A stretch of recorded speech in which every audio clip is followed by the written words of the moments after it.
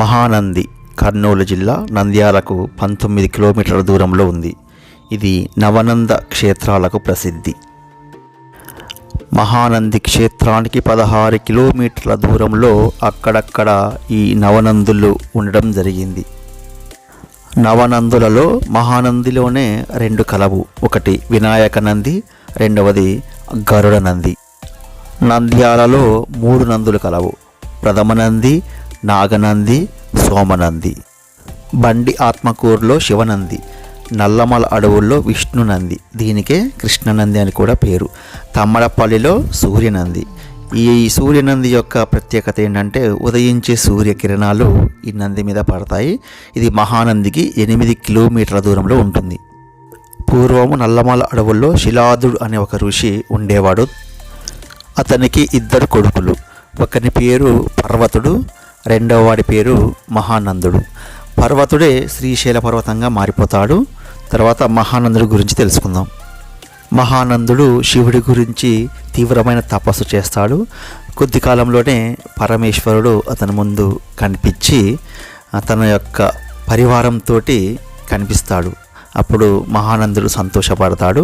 శివుడు ఏదైనా వరం కోరుకు అనగానే, స్వామి నేను మీ యొక్క వాహనంగా ఉండాలని కోరుకుంటున్నా అని చెప్పగానే దానికి శివుడు అంగీకరిస్తాడు. ఇంకా శివుడు ఏమంటాడంటే, నేను ఈ పుట్టలోనే పుట్టాను, ఈ యొక్క ప్రదేశమే చాలా పవిత్రమైన ప్రదేశంగా మారుతుంది, అక్కడి నుండే నీరు ప్రవహిస్తుంది, అది నిరంతరంగా ప్రవహించి ఇక్కడ పేరు ప్రఖ్యాతలతోటి నీ పేరు మీదుగానే ఈ క్షేత్రం వెళ్తుందని చెప్తాడు. ఆ విధంగా మహానందుణ్ణి తన వాహనమైనటువంటి నందిగా మార్చి శివుడు కైలాసగిరి వెళ్ళిపోతాడు. ఆ తర్వాత చాలా కాలానికి నంద్యాలను పరిపాలిస్తున్న రాజు పేరు నందుడు. అక్కడ గోపవరం అనే గ్రామంలో ఒక పశువుల కాపరి తన ఆవుల్ని మేపుకుంటూ ఉండేవాడనమాట. అలా అడవిలోకి వెళ్ళినటువంటి ఆవుల మందలో ఒక ఆవు ఒక పుట్ట దగ్గరికి వెళ్ళి పాలు ఇస్తూ ఉండేది. ఆ విధంగా పశువుల కాపర్లు అందరూ కూడా ఈ ఆవు ఎటు వెళ్తుందని చెట్ల మాటున ఉండి చూస్తూ ఉండేవాళ్ళు. అయితే అది ఆ పుట్ట దగ్గరికి వెళ్ళడం, అందులో నుంచి ఒక బాలుడు వచ్చి పాలు తాగి వెళ్ళడం చూస్తారన్నమాట. ఇది ఆ నోట ఈ నోట వెళ్ళి రాజుగారి చెవిలో పడుతుంది.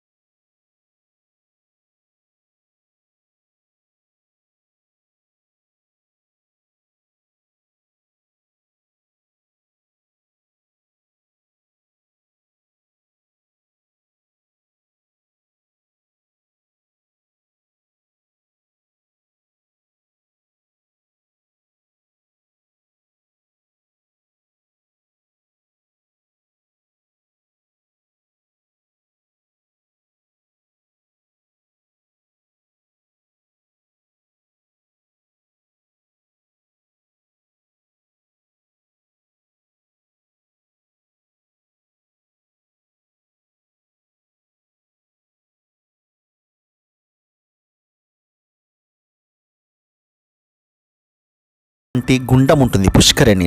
అది గోముఖం నుండి ఆ గుండములో పడిపోతుంది. పెద్ద గుండం ఉంటుందన్నమాట, కోనేరు లెక్క. దాన్ని రుద్రగుండం అంటారు. అక్కడి నుండి బయట మళ్ళొక 2 గుండాలు ఉంటాయి. వాటిని విష్ణు గుండం, తర్వాత బ్రహ్మగుండం అంటారు. అందులో నీళ్లు ఎప్పటికీ ఒకే స్థాయిలో ఉంటాయి, నిరంతరం ప్రవహిస్తూనే ఉంటాయి. ఎక్కడి నుండి నీళ్ళు వస్తాయి కూడా తెలియదు. ఆ నీరు 2000 ఎకరాల వ్యవసాయ భూమికి నీళ్ళు అందిస్తాయట. ఈ పుష్కరిణిలోని నీరు ఎండాకాలమేమో చల్లగా ఉంటాయి, చలికాలమేమో వెచ్చగా ఉంటాయి.